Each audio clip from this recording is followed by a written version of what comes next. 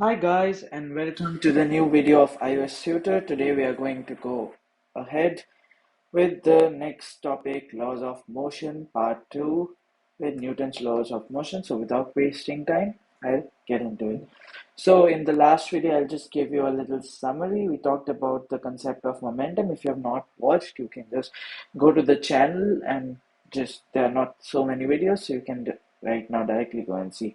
We talked about motion, what is exactly motion, and we talked about the concept of momentum. That is actually one of the most important concepts in the beginning physics, or I'll say the classical physics.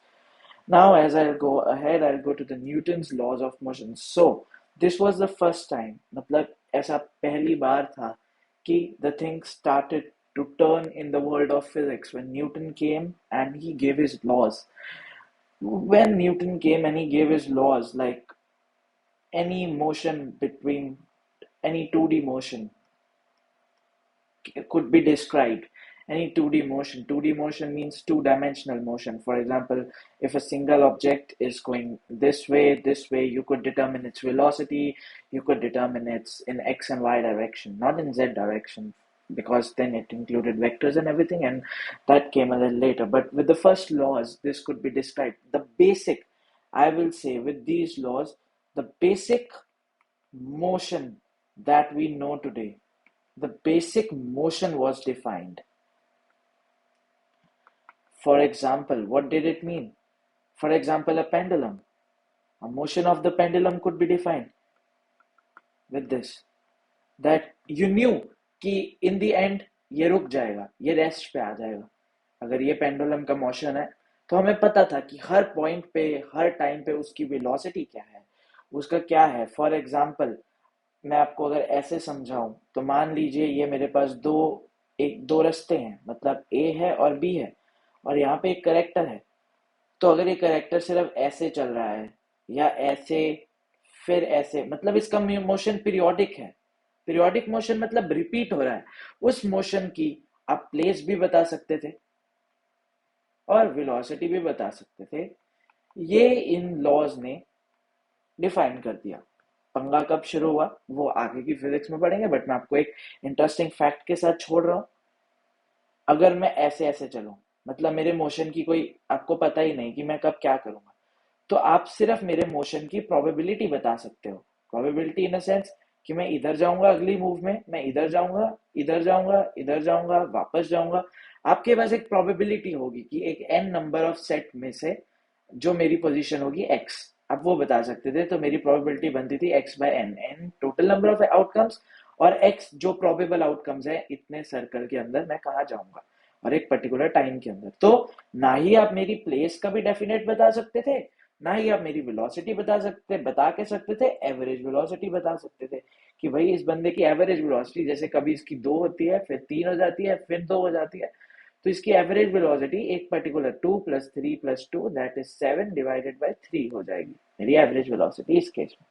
चलो आओ अब in laws को पढ़ते हैं. पहले basic motion को समझते हैं.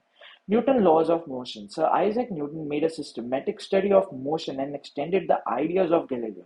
गैलीलियो एज वी नो, हमने पिछली वीडियो में भी बात किया था, गैलीलियो ने सबसे पहले मोशन के स्टार्स के मोशन को देखकर डिस्कवर किया था कि जो अर्थ है बेसिकली सन के अराउंड घूमती है. वो ही is also known as father of astronomy.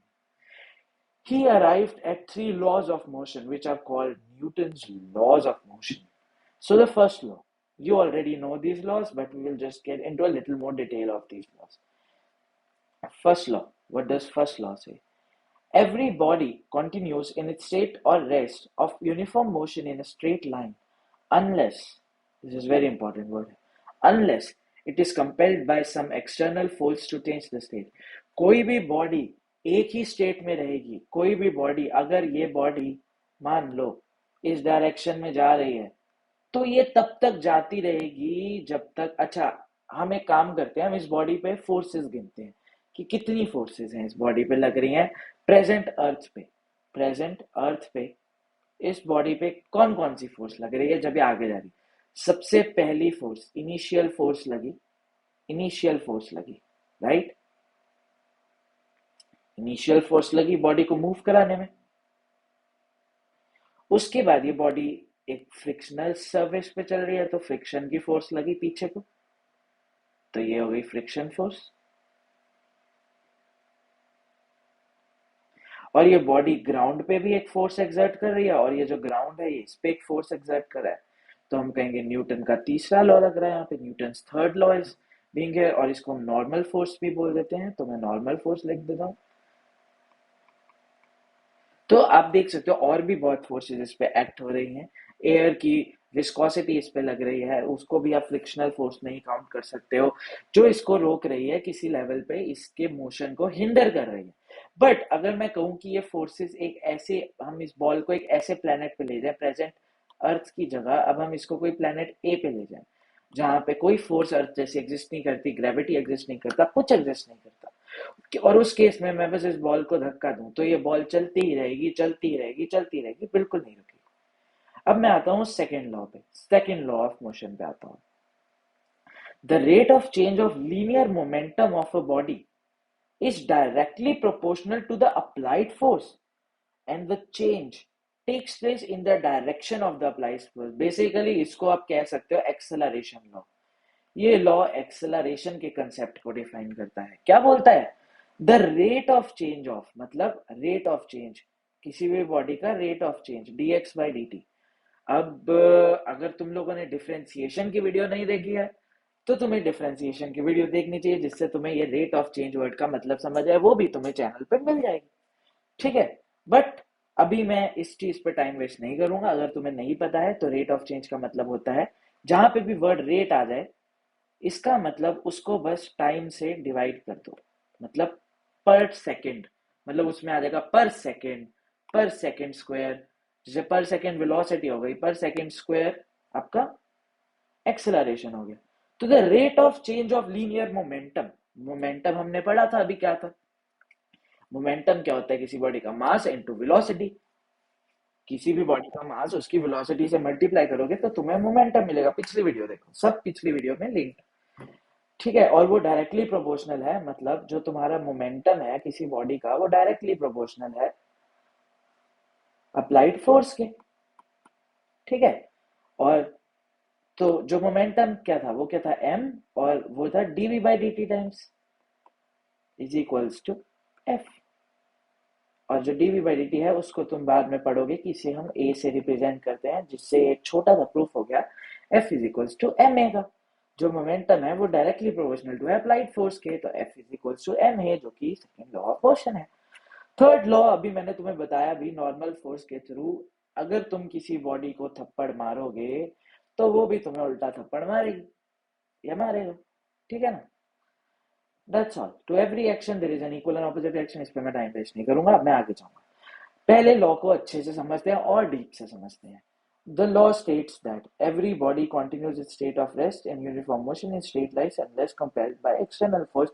ये मैं तुम्हें समझा चुका हूँ, और इसको आगे तुम्हारे को दिमाग लगाने की बिल्कुल जरूरत नहीं है, सिर्फ इतना याद रखो, सिर्फ इतना याद रखो। आओ एक एग्जांपल से इस चीज को समझते हैं, आओ एक एग्जांपल से इस चीज को समझते हैं। पहले लॉ को समझते हैं, इनर्शिया के कंसेप्ट को समझते हैं। मान लो ये एक बॉक्स है जिसको हमने एम ले लिया, और वो एक ए स्ट्रिंग और बी स्ट्रिंग के साथ टंगा हुआ है। अगर मैं बी स्ट्रिंग को एकदम से झटके से खींच दूंगा तो बताओ कौन सा स्ट्रिंग कटेगा? ए स्ट्रिंग कटेगा कि बी स्ट्रिंग कटेगा? सोचना।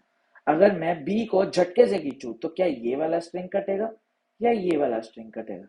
देखो, अगर तुम बी को बहुत झटके से खींचोगे, मतलब एकदम से, you will pull it very fast, तो क्या होगा?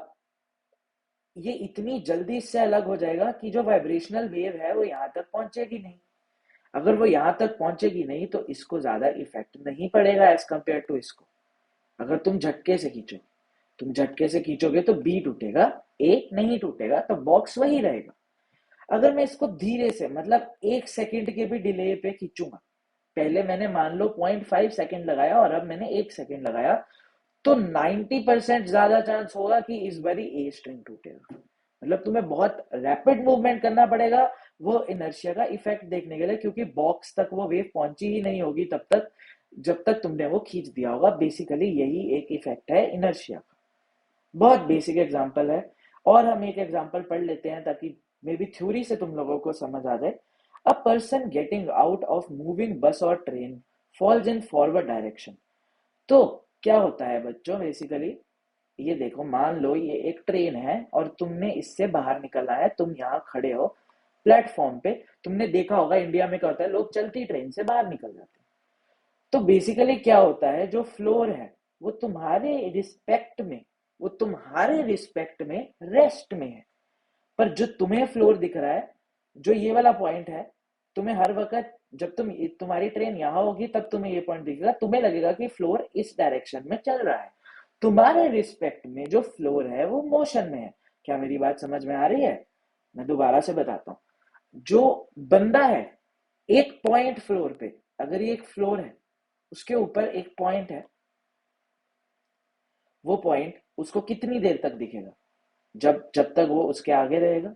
पर वो पॉइंट उसके लिए मूव हो रहा है। बेसिकली क्या हो रहा है, वो प्लेटफॉर्म का पॉइंट उससे पीछे जा रहा है। वो देखेगा कि अगर वो आगे को मूव कर रहा है तो जो पॉइंट है वो पीछे को मूव कर रहा है। पहले उसने ये देखा, उसका मुंह उसको घुमाना पड़ेगा टी टाइम के बाद उस पॉइंट को देखने के लिए, राइट? तो जो पॉइंट है उसके रिस्पेक्ट में पीछे जा रहा है और ये जो ट्रेन है वो आगे जा रही है। तो जो बंदा है जब वो ट्रेन से कूदता है तो वो मोशन से रेस्ट में आता है। तो जो उसके पैर होते हैं वो रेस्ट में आते हैं, और जो बॉडी होती है वो ट्रेन के कारण मोशन में रह जाती है, क्योंकि पैर सबसे पहले जब वो कूदेगा तो रेस्ट वाले फ्लोर पे टच होंगे। आओ अब इसको पढ़ के और अच्छे से समझते हैं। As a man jumps out of the moving bus, his feet suddenly come to rest. जैसा मैंने बताया, उसके जो फीट हैं वो एकदम से रेस्ट पे आ जाते हैं as compare to his body. Same यही वाला एग्जांपल हो गया। एकदम से मैंने इसको खींच दिया एज कंपेयर टू धीरे खींचा कि वो ऊपर तक उतनी वाइब्रेशन भी पहुंचे। ठीक है, कहां गया एग्जाम्पल हमारा, ये रहा। So, the ground, while the upper part of the body continues to move forward, that is why he falls with the head forward. तभी उसकी जो बॉडी है, बेसिकली क्या होता है, अगर मैं इस बंदे की बॉडी को दो पार्ट में डिवाइड करूं तो ये वाला पार्ट आगे को जाने लगता है और ये वाला पार्ट पीछे को आने लगता है, जिसको आप झटका बोल देते हो, या एक आप बोल देते हो इंग्लिश में कि उसको एक झटका लगा, या ही फेल्ट अ शॉक, एकदम से उसको धक्का लगाया, he felt like a little overwhelmed by the situation. Okay, अब हम आगे चलते हैं, सेकेंड लॉ ऑफ मोशन को समझते हैं।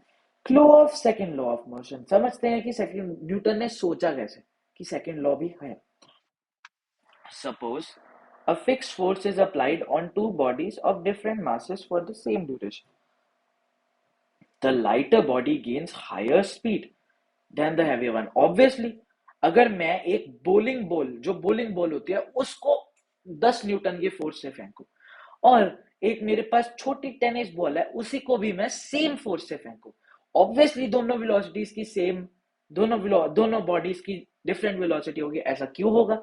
ऐसा इसलिए होगा क्योंकि एक बॉडी का मास कम है, एक बॉडी का मास ज्यादा है। मोमेंटम, बॉडी का जो मोमेंटम होता है वो उसके मास पे डिपेंड करता है, पर जो मोमेंटम है वो फोर्स पे डिपेंड करता है।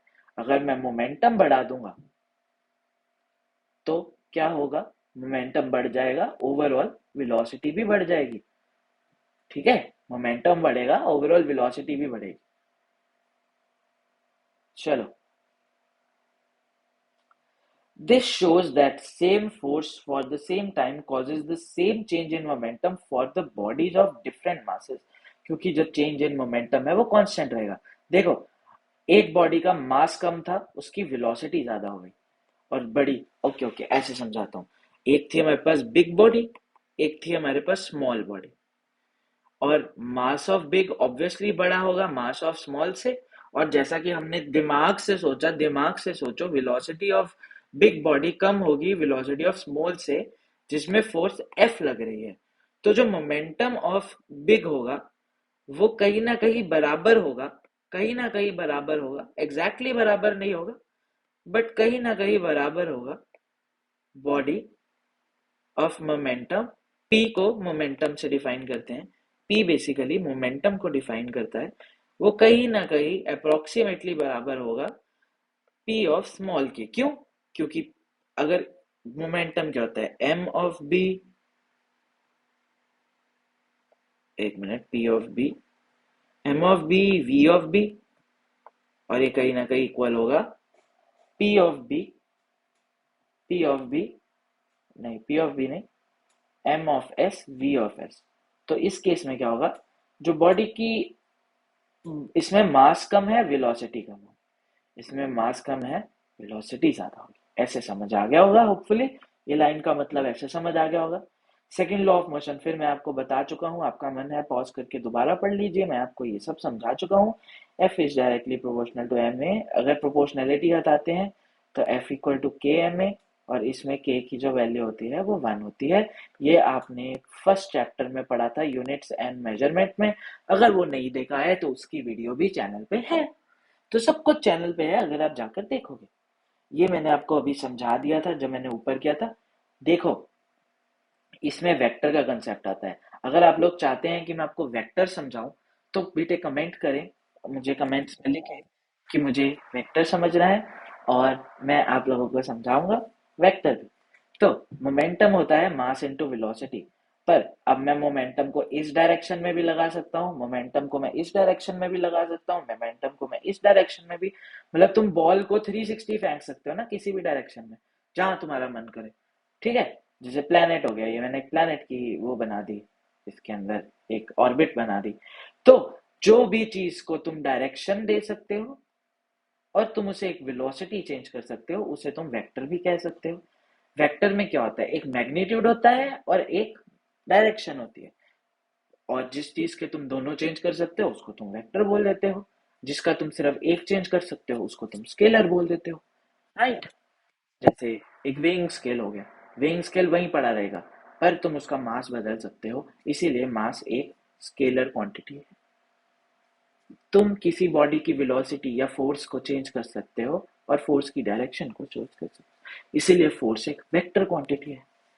तो अब मैं यहाँ गया, मोमेंटम देखा और मास इनटू वेलोसिटी देखा। ठीक है, मोमेंटम एक वेक्टर को है और वेलोसिटी भी एक वेक्टर है, क्योंकि तुम वेलोसिटी के मैग्नीट्यूड को भी चेंज कर सकते हो, तुम वेलोसिटी की डायरेक्शन को भी चेंज कर सकते हो, तुम दोनों को चेंज कर सकते हो, इसलिए तुम उसे वेक्टर बोल देते हो। और एक वेक्टर, ये याद रखना, very important, very important, a vector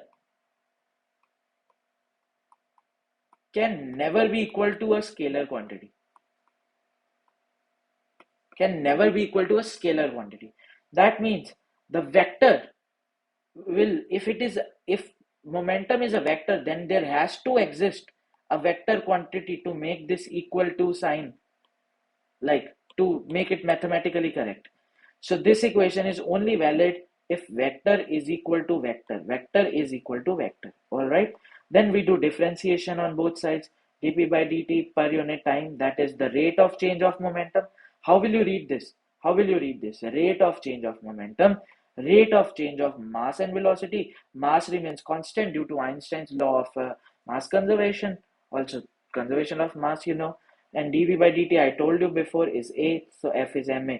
मैंने इतना छोटा सा यहाँ पे प्रूफ कर दिया था स्टार्टिंग में, इफ यू गाइस रिमेम्बर, ये रहा वो proof, so small, don't even need to go ahead. Alright, तो ये अगर तुम लोग के मैंने अभी बताया था 1 है, everything that I told you is coming there ahead.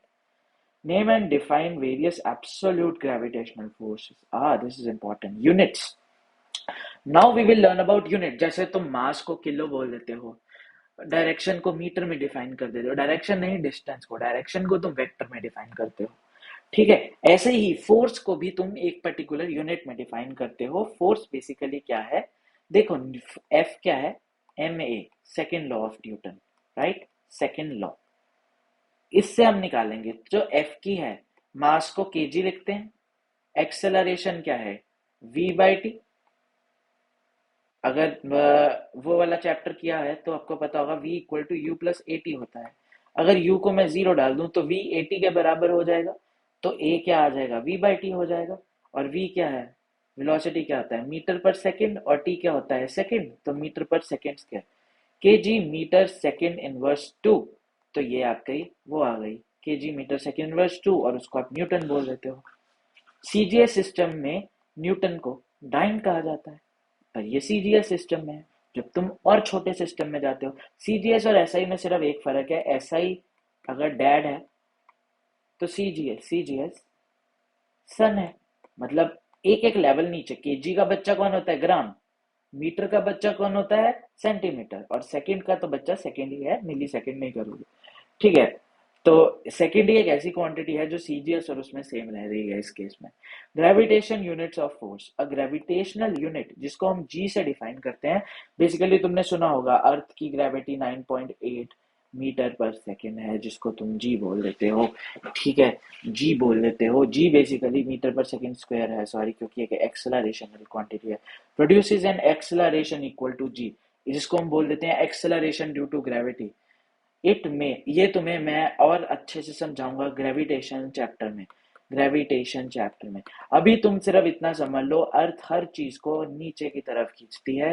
नीचे की तरफ खींचती है। मान लो मैंने एक टावर से एक बॉल को नीचे फेंका, एक बॉल को नीचे फेंका तो फ्री फॉलिंग बॉडी होगी अगर उस पर कोई फोर्स नहीं लग रही।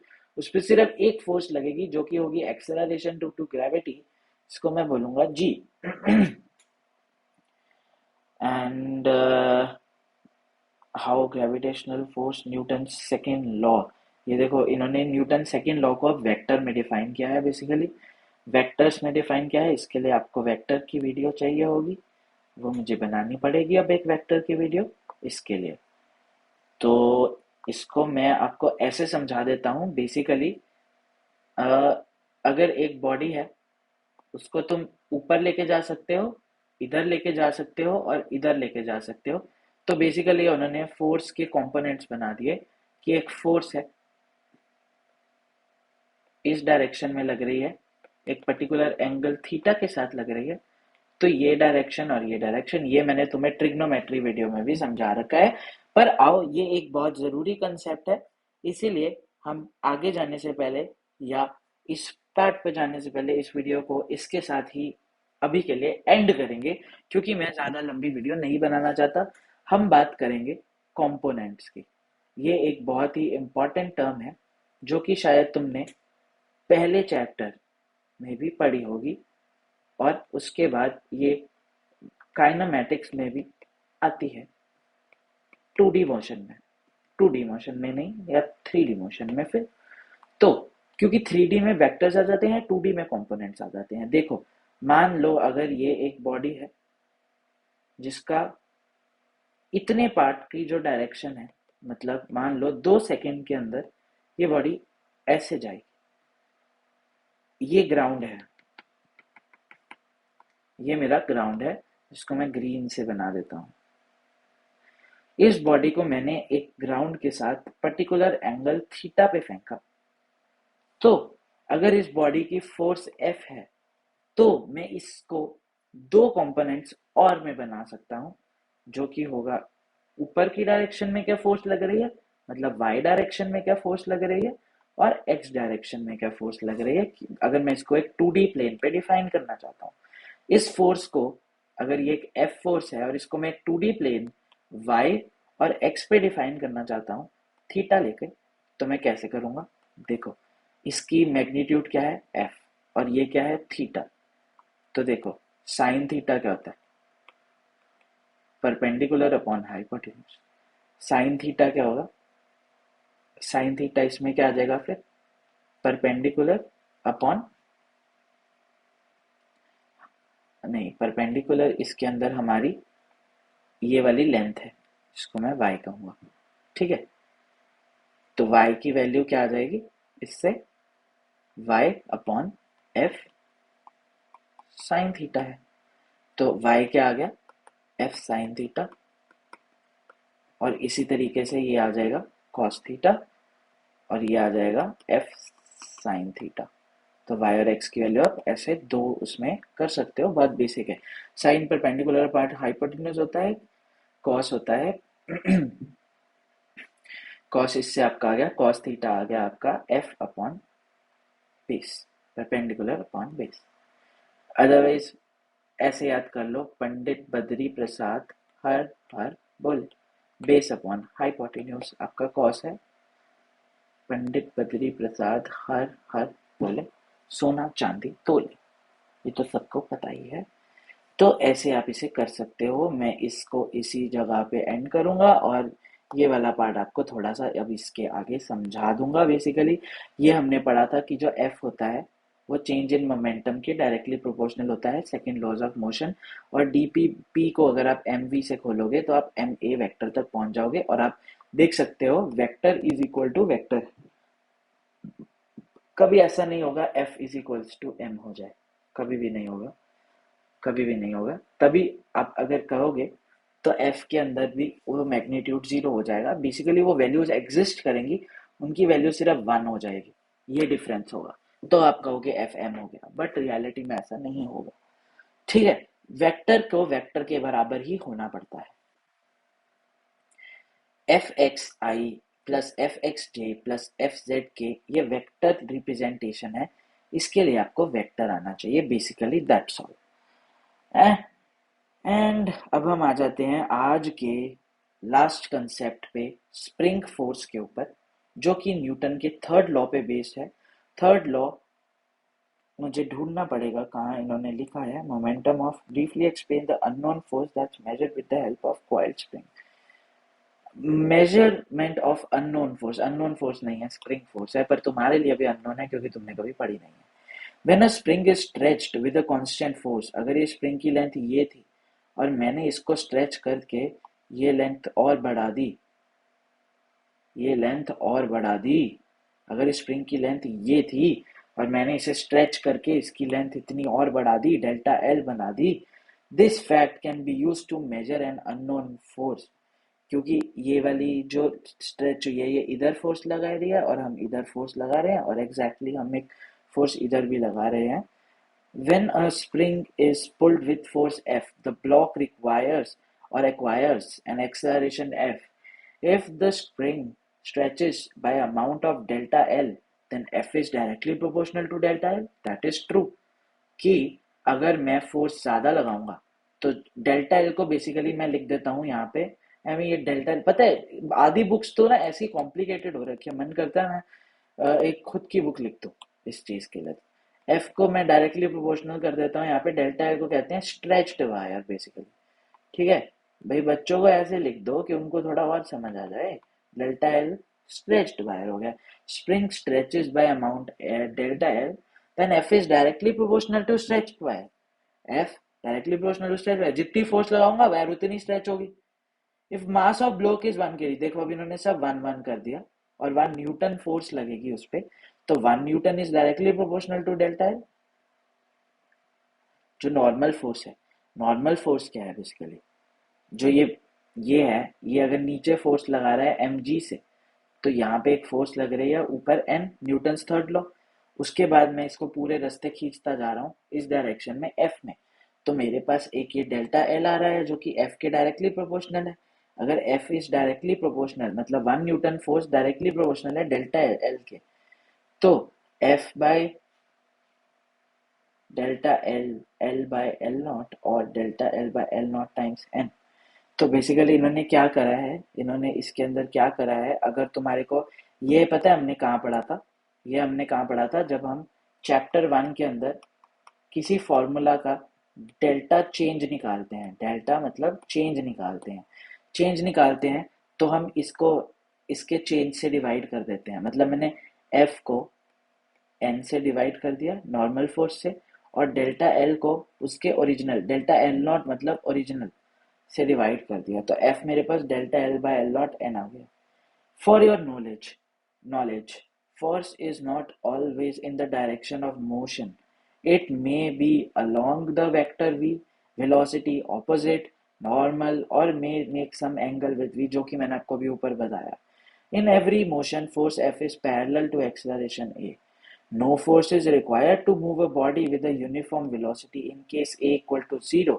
So F is equals to 0 too. If F is equals to ma, A can be written as change in velocity per unit time. By knowing the mass and change in velocity, the force F can be determined. The cause of every accelerated motion is an external force. Internal forces have no role to play. The cause of every accelerated motion मतलब जब भी कोई body accelerate होगी वो कोई internal force के कारण कभी एक्सेलरेट नहीं होगी। If velocity vector is zero at instant, if a body is momentarily at rest, it does not mean that the force or acceleration are necessary zero at instant. For example, अगर एक ये ball है, इसको मैंने ऊपर फेंका, इस case पे इसका वेलोसिटी वेक्टर तो जीरो है, क्योंकि यहाँ पे वेलोसिटी जीरो होके फिर ये नीचे आएगी। एक पॉइंट ऐसा आएगा जब वो रुकेगी हवा में, जब नेट फोर्स जो इसको ऊपर लेके जा रही है और जो नीचे लेके आ रही है वो बराबर होगी उस पॉइंट पे। उस पॉइंट पे maximum height, for example when a ball, अरे मैंने ये पढ़ा भी नहीं था, यहाँ लिखा ही हुआ है, good. The straight line along which a force acts is called line of action of force. तो लीनियर मोमेंटम mv होता है according to Newton's force. Applied force is rate of change of linear momentum. ये सब अब आप लोगों को समझ आने लग गया होगा। डाइन, और ये बहुत ही जरूरी नीट और जेई के लिए, 1 Newton is 10⁵ time. So examples के साथ हम स्टार्ट करेंगे नेक्स्ट वीडियो के अंदर। हम इसके एग्जाम्पल्स को करेंगे और हम न्यूटन के थर्ड लॉ ऑफ मोशन को भी अगली वीडियो के अंदर कवर करेंगे। अगर आप लोगों को ये वीडियो सब अच्छी लगी हो तो सब्सक्राइब कीजिए। अगर कोई सजेशन हो कि मैं कैसे अपनी वीडियोस को इम्प्रूव कर सकता हूँ, या ये चैप्टर में आप इंटरेस्टेड नहीं है पर आप कोई और चैप्टर चाहते हैं जिससे मैं पहले शुरू करूँ, तो उसे भी आप अपने कमेंट्स में लिख सकते हैं।